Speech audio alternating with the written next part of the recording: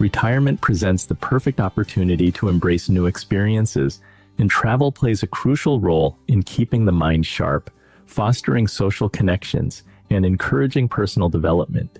Engaging in unfamiliar environments stimulates cognitive function, requiring navigating new locations, learning about diverse cultures, and adapting to different situations. Studies suggest that these mental challenges can promote neuroplasticity, potentially delaying cognitive decline. Beyond brain health, travel serves as a bridge to social engagement. Whether joining group excursions, meeting locals, or reconnecting with distant friends and family, these interactions help reduce isolation and enhance emotional well-being. Personal growth also flourishes through travel. Stepping outside familiar routines builds resilience, adaptability, and a broader outlook on life. Retirement isn't about slowing down, it's about expanding possibilities. By seeking new destinations and experiences, retirees can cultivate a deeper sense of fulfillment and a renewed zest for life.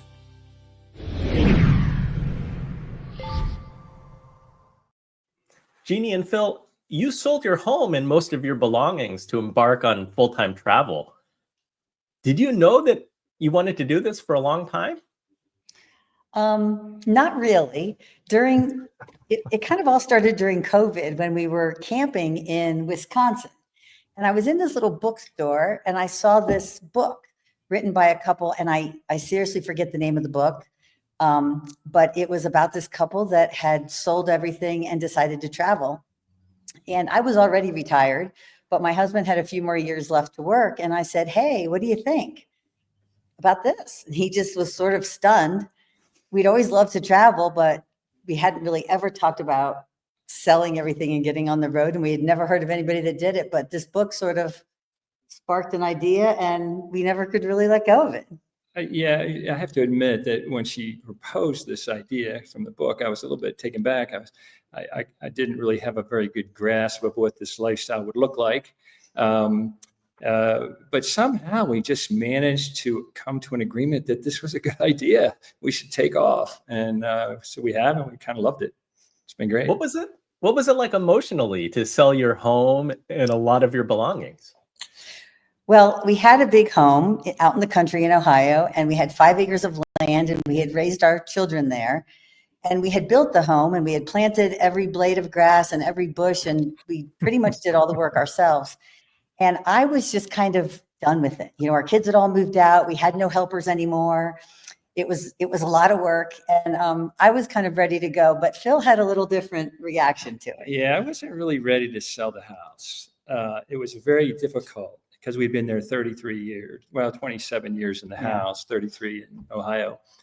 And so I had to kind of mourn the house for about a month. Honestly, we were in Airbnb about a month before I retired. And so I had a month, and it took me a while to let go of that house. I have to admit, there were so many memories there.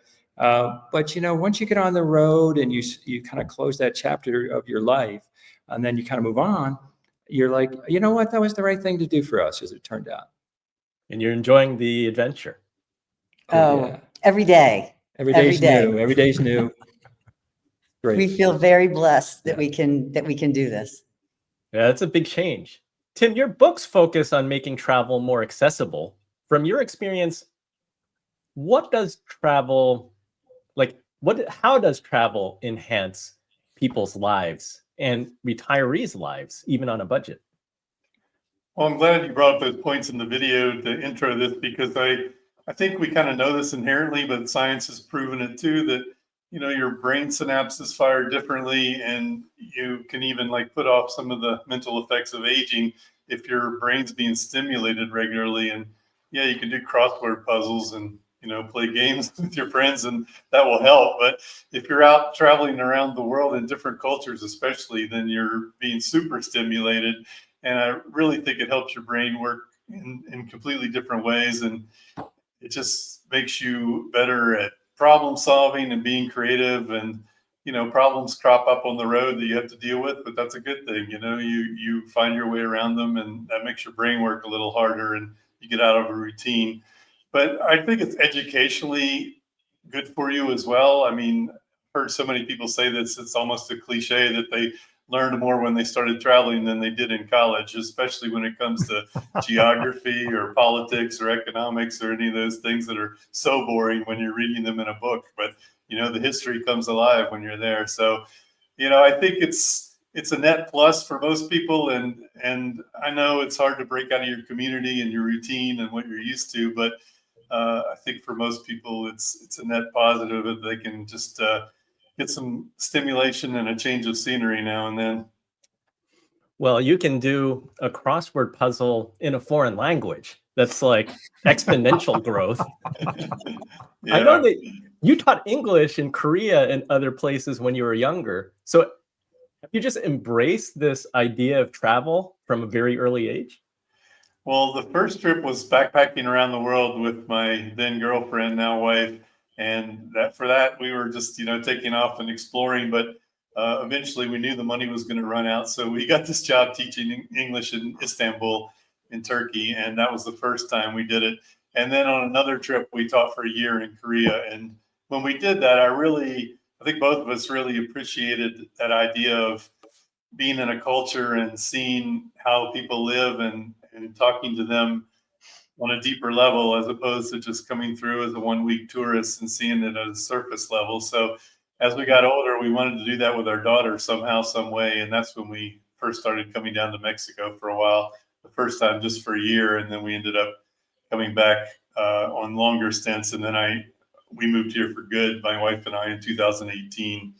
And it just is a whole different experience when you live somewhere. And it's not always easy to make the adjustments, but I think it's a whole lot different than just going to Cancun for a week, for instance. I bet I'm sure you guys know the best places to eat and like the secret places to go. Doug, as someone who retired very early, how did travel shape into your post-retirement plan? Well, we joke about join the Navy and see the world. And unfortunately, I chose to do that through a periscope. And now in retirement, we can go back and do all those things that we saw during Liberty Ports. Only this time we have unlimited liberty and a lot more money than we did the first time we went. And when we retired from active duty, we still enjoy going and seeing new places and doing new things. And so to us, it's doing it at our own pace. I always resented having to go somewhere and live life that I wanted to live in 1 or 2 weeks at a time and try to race everywhere and see everything. And now, in that segment that you started this part of the podcast with, I saw an awful lot of gray hair, and we joke about travel while you still can, but we also travel at our pace. So going on slow travel for a month at a minimum, 6-8 weeks, preferably, maybe even 90 days. You get a much better look at where you're living. You learn to live local. You learn to find out what the neighborhoods are like and where the best places are. Our biggest challenge these days is revisiting places we've been before to see them again and explore them some more, or go find a new place. And we still haven't solved that problem. Do you see parallels between adapting to military life and adapting to new cultures while traveling? Oh, sure. Absolutely. In the military, you got quite accustomed to changing your location every 2 to 3 years. And in some specialties in the military, you're doing it every year or two. And so when we would leave home, we knew that we were going to be traveling for quite a while. And we can live very lean if necessary. I know how to travel with a 40-liter backpack for an unlimited amount of time. And doing that in the military, you felt like you were living a pretty frugal life. But now that you're doing it as a retiree, it's an adventure, it's exploration, and it's a lot more interesting. Phil and Jeanne, can you share a moment when you feel that travel really changed your perspective on life?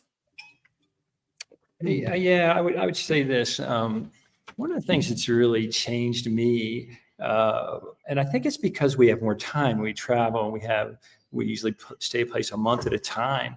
I was always the sort of individual that was kind of hesitant to say yes. Somebody would ask me to do something. I would be like, I don't know if I really got the time to do this. I'm in this new sort of travel life. Yes is the operative word. If you bump into somebody and they say, hey, we're kind of hitting it off. You're coming to Australia. Why don't you come stay with us for a couple of days? Total stranger. You met them. You've talked to them for 2 hours maybe. And next thing you know, you're at their house visiting them. Right. And Yes is the operative word, and it's really changed me. I will say yes. I'm on this show, saying yes to this show. I've never been on a show like this. I hear somebody says, "You want to go on here?" I'm like, "Yeah, sure, let's do it." Right on. I love that approach to life, or a newfound experimentation in life. How about you, Tim? It's funny. I still look back on one encounter I had from that very first backpacking trip, because I think as Americans, we tend to see the world through our own lens and think the rest of the world's like that. And of course, it's not. And I was talking to this young man in Indonesia, and he worked on this island where we were at for 6 months at a time. And I said, "Oh, what do you do the rest of the time?" And he goes, "Oh, I go back home to where my family lives in the countryside." I said, "Well, what do you do for a job there?" He goes, "No, I don't work when I'm there. Like, I only work when I'm here for these 6 months." I was like, "Well, why don't you work when you're there too?" And he's like, "I don't know why. Like, I'm making enough money to get by and help my family out, and we're eating okay, and that's enough." And I thought, like, that is such a foreign concept to any American, that you would just on purpose only work for 6 months of the year. But he was happy, and he was having a good time, and why should I question that? And it's and I sort of ran into different versions of that many other times as I traveled around the world, and I gradually came to the realization that maybe we're a little too workaholic in the U.S., and it's not treating us well. That's an excellent point. How about you, Doug? I enjoy the slower pace, being able to spend, a month in a neighborhood and go and find everything there is to do in that neighborhood. We've traveled with other people who have read that book, 1,000 Places to See Before You Die, and they ended up racing around the entire region, finding all those places in the book, and catching the place, making a picture, taking a selfie, and then running to the next place, and they'd be gone all day driving around the countryside trying to see these places. Meanwhile, my spouse and I would spend the day sitting in the town square for an hour, enjoying a cappuccino, or walking around, seeing the local museum, the local cathedral, sites like that. And we find that we can do that for a couple of weeks just in one neighborhood, let alone when we're in a major city like Tokyo or Rota or Sevilla. And from there on, it's easy to just go around there and go out to the neighboring areas for a short day trip, something that gets you out in the morning and back mid-afternoon, definitely before dinner and nightfall. And that slower pace of life, I find just as fulfilling and just as fun as what we used to do when we were working for a living. I totally agree, Doug. And I find it so much more enjoyable than running around doing all the different things. And there's times during our travels where we meet up with friends and we do all of that. But Phil and I just love to just wander the neighborhoods, like you said, and we love to have our little bakery person that we go to every day, or the fruit market man. And we'll be wandering around, and when we go to a place, we research places that we want to go, and we know that there's things that kind of fit with our lifestyle, but we never make any plans for what we're going to do once we get there. We just wander. And we'll be wandering along, and we'll see a line queuing up, and we'll look at each other and go, "Huh, I wonder what that is." And we'll go up to the people online and we'll say, what are you in line for? And they'll say, "Oh, we're here for this concert, and this person's really great." And we'll go, "Oh, who is it?" And we'll look up on our phones, and we'll play a little clip, and we'll get in the line. We'll say, "This sounds great. We'll join the line too." There you go. I love it. Yeah, I think that it really opens up our worlds when we're willing to just talk to a stranger when you're traveling. And it reminds me of back in 2000, I was in Asia to attend a classmate's wedding and took a side trip to Cambodia. The only reason we ended up in Cambodia is because at the wedding in Taiwan, so many people, multiple people told us, "You have to go to Cambodia right now because it's just opening up and it's not overrun by tourists yet. Now's the time. And you're here already. It's like, just make a side trip." So we went to Cambodia and would visit all the different sites, and then came across a Buddhist monk who I'm under the impression that these are young people who are not Buddhist monks for their entire lives. I think that it's just a phase of their life. But this Buddhist monk, he's wearing the robes and he's asking us all these really personal questions. He's like, "How much money do you make? How much did you spend to come here?" And my friend turned to him and said, "You ask a lot of questions for a monk." But great conversations, and got all kinds of tips on what other sites we should see. Made a connection with like a local tour guide who used to be a nurse, but it actually ended up doing much better as a tour guide. But yeah, so much fun traveling. You guys are bringing back all these memories. Let's go into segment 2.